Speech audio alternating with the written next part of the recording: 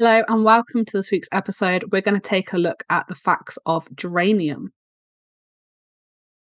These beautiful North American natives, Geranium maculatum, light up the late spring woods with pale pink and purple flowers, and the various cultivars bloom all sorts of colours well into autumn.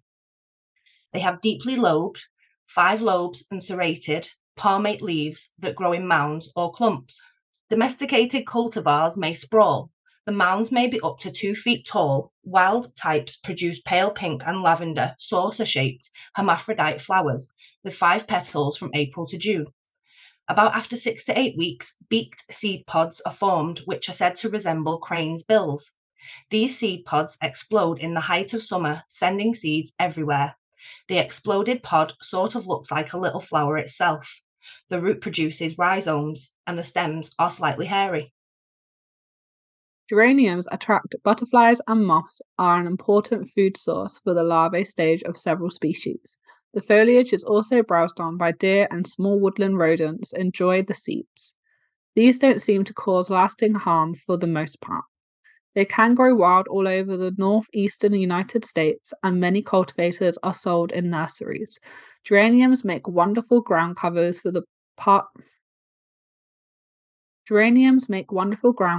part shade to full sun and look lovely in containers as well. If you have geraniums growing in your flower beds and window boxes, you may be thinking, this doesn't sound anything like my geraniums, and you may be right. The flowers sold most often in nurseries under geranium are actually pelargoniums, native to Africa. The confusion goes back to Linnaeus. Other names: cranesbill, spotted geranium, spotted cranesbill, wood geranium, wild cranesbill, crowfoot, dove's foot, old maid's nightcap, shameface, hardy geranium, and wild geranium. Note, when most people say geranium, they mean pelargonium. No, it baffles me like how there's such a confusion with plants all the time. Like we come across it a lot, right, when we do like a plant-based video of how like you think it's this plant, but no, actually it's this plant, and there's just this massive confusion across the whole industry. So you'll never really know what you have anyway. I think if someone has the ability to be able to tell plants apart, that's like officially a superpower. Because I don't have that. I don't have that ability. Yeah, I agree. It is a superpower. I'm like learning, but mostly for like the wild side, like when you do like foraging and stuff, like learning to recognize what they are. But like when it comes to like just like flowers, Domesticated flowers, for tell example. you what a rose is. Yeah. A sunflower. Yeah. I love that it's called Shamefaced. I would like to know why. We're gonna have to research that and find out where the name Shameface comes from. Because that's like the oddest one there, right? That stands out. It's like, why? Why shapeface? If we find out, we'll let you know. Very random. History and folklore. The word geranium comes from the Greek geranos, meaning crane. The wild geranium rhizome is rich in tannin and was used by early American settlers to tan hides. As early as the time of ancient Egyptians, geranium oil has been used in a vast range of applications, including the promotion of a clear, smooth, radiant complexion, the balancing of hormones, the alleviation of anxiety and fatigue, and the improvement of moods. When the geranium botanical was introduced to Europe in the late 17th century, its fresh leaves were used in finger bowls. Traditionally, geranium essential oil has been used as an insect repellent, and it has also flavoured foods, soft drinks, and alcoholic beverages. Although this perennial shrub is indigenous to South Africa, the geranium plant is now cultivated throughout the world, namely in Central America, Europe, the Congo, Egypt, Russia, and Japan. The geranium species that is most commonly cultivated for the extraction of sweet-smelling essential oil is Pelargonium graveolens. Depending on the country in which the specific varieties of geraniums originate, geranium essential oils may exhibit differing properties. Propagation.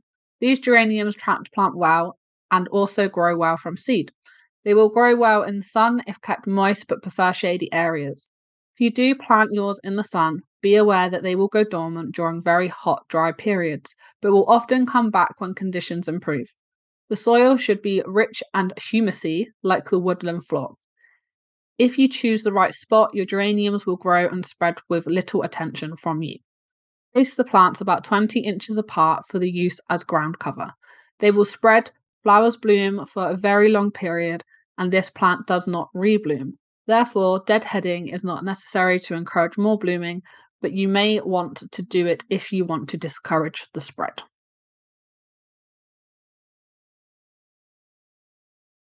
Harvesting and storage. Leaves and roots should both be harvested just before the plant flowers and then dried for later use. Alternatively, the rhizome or the root can be harvested in the autumn. Hang to dry or lay on a screen until firm yet flexible. Seal in a glass jar and store in a cool, dry place. Place small canvas bags over the seed heads, like little drawstring herb bags, to catch the seeds when they ripen. Magical attributes. A tea of wild geranium flowers effectively counters many love spells. A bit of the root can be carried as an amulet to attract happiness and prosperity. It can also be used in spells to encourage conception, successful pregnancy, and safe childbirth, especially in sympathetic spells. Healing attributes. Infusions may be made of any part of the plant for treating diarrhea, dysentery, irritable bowel, cholera, kidney problems, internal bleeding, and many other issues that call for the use of an astringent. It is also antiseptic and may be applied externally for issues involving pus, discharge, and inflammations. It can be used as a douche or gargle to this effect if called for. The powdered, dried root can be used as a styptic. Although the entire plant is effective, the rhizome contains the highest concentration of tannin and healing properties. Thanks for joining us on today's episode. We hope you learned something new. Please like, subscribe, and ding the bell so you don't miss future uploads.